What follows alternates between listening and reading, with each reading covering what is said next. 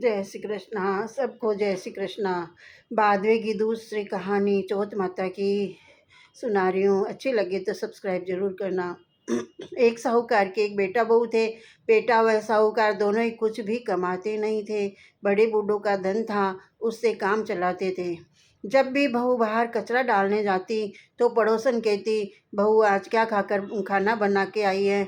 तो बोलती, वही ठंडी बासी रोटी खाकर आई हूँ। एक दिन यह बात साहूकार के बेटे ने सुन ली। उसने अपनी माँ को सारी बात बताई और पूछा कि माँ, तू तो बहू को गरम गरम रोज़ खाना परोसती है, तो भी यह पड़ोसन से कहती है कि वही ठंडी बासी रोटी खा के आई हूँ।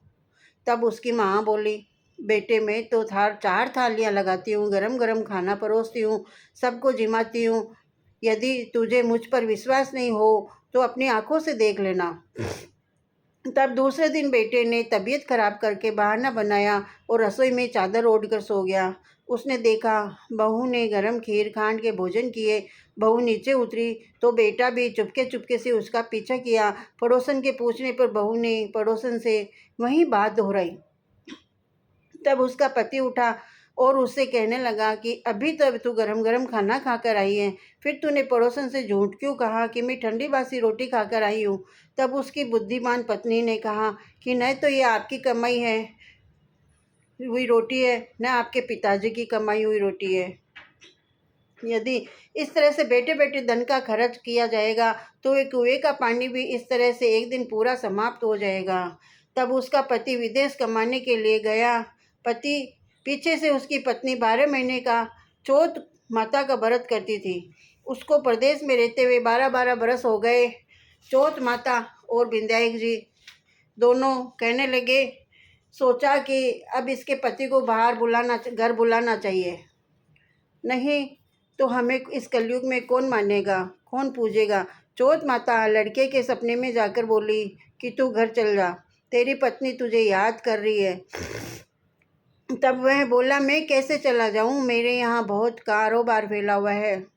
तो चौथ माता बोली कि सुबह एक दीपक जलाकर चौथ का नाम लेकर बैठ जाना, देने वाले रुपए दे जाएंगे और लेने वाले ले जाएंगे। उसने सुबह उठकर वैसा ही किया और उसका सारा कारोबार एक दिन में ही सिमट गया। जब वह घर के लिए जाने को रवाना हुआ तो उसे रास्ते में एक सांप आग के पास जाता हुआ मिला। लड़के ने सोचा सांप जल जाएगा, तो उसने सांप को भगाने के लिए सिसकारी भरी, हटाया। लेकिन तभी नागराज बोले कि हे पापी दुष्टी, मैं तो सांप योनि से मुक्त हो रहा था, लेकिन तूने मुझे सिसकारा दिया, इसलिए मैं अब तुझको डसूंगा। तब वह लड़का बोला, हे नागराज, तुम मुझे अवश्य खा लेना। मैं आपको वचन देता हूँ, मैं 12 वर्ष बाद अपने घर जब मिलने को लिए जा रहा हूँ, कल रात आप अवश्य आ जाना। जब पति घर आया तो वह बहुत उदास था। पत्नी के कारण पूछने पर उसने बताया, पत्नी चतुर थी। उसने एक सीढ़ी पर दूध का कटोरा रखा, दूसरी पर बालू मिट्टी बिछा दी, तीसरी पर फूल माला बिछा दिए, चौथी पर इत्र छिड़क दिया, पांचवी पर मिठाई रख दी। इस तरह उसने 7 सीढ़ियों पर कुछ न कुछ रख दिया और दरवाज़ा खुला छोड़कर पलंग पर अपनी पत्नी की चोटी लगाकर सो गया। सांप आया, सबसे पहले उसने दूध पिया तो बोला, साहूकार के बेटे, तूने सुख तो बहुत दिए हैं, पर वचन का बंदा आया हूँ, इसलिए तुझे मैं अवश्य डसूंगा। 7 सीढ़ियों पर उसने ऐसा ही कहा। वैसे ही जैसे ही वो उसको डसने लगा, चौथ माता और विंध्यायक जी ढाल व तलवार बन गए और उस सांप के 4 टुकड़े कर डाले। पूंछ का एक टुकड़ा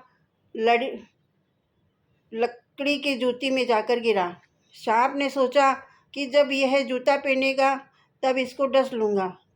तभी वहाँ बहुत सारी चींटियाँ आ गई। उन्होंने कहा, यह स्त्री तो हमें रोज़ शक्कर व आटा खिलाती थी, इसीलिए इसकी रक्षा करनी चाहिए। चींटियों ने उस पर हमला किया और उसकी पूँछ को पोली कर दी। जैसे ही सुबह हुई वहाँ खून ही खून हो रहा था। माँ ने सोचा, मेरे बेटे बहू को किसी ने मार दिया है, इसीलिए वो चिल्लाने लगी। तभी बेटा बोला कि माँ, खुशियाँ मनाओ, आज हमारा बैरी दुश्मन मर गया है। और पूछने लगा कि मेरे पीछे मेरी दीर्घ आयु के लिए कौन उपाय किया करता था। तब माँ बोली, मैं तो कुछ भी नहीं किया, मैंने तो कुछ नहीं किया, मैं कुछ नहीं करती थी। पत्नी से पूछने पर बोली कि मैं 12 महीने की चौथ का व्रत करती थी, इसीलिए चौथ माता व विंध्याक जी ने हमारी रक्षा की है। सास बोली, यह झूठ बोलती है, रोज मैं इसे 4-4 रोटी देती थी, तो फिर ये इसने चौथ का व्रत कैसे किया? तब बहू बोली, एक बार गाय को खिलाती थी, एक मेतरानी को देती थी, एक जमीन में गाड़ देती थी, शाम का खाना मैं चंद्रमा को अर्घ देकर खाती थी। यदि विश्वास नहीं हो तो पूछ लो। तब गाय माता से पूछा तो वह हंसने लगी और पलाश के फूल उसके मुंह से गिरने लगे। जमीन में खोद कर देखा तो रोटियों की जगह सोने के चक्कर थे। मेहतरानी से पूछा तो उसने हाँ भर दी। हे चौथ माता, उसके पति की रक्षा हुई, वैसी हम सब की करना और सबकी मनोकामना पूर्ण करना। बोल चौथ माता की जय।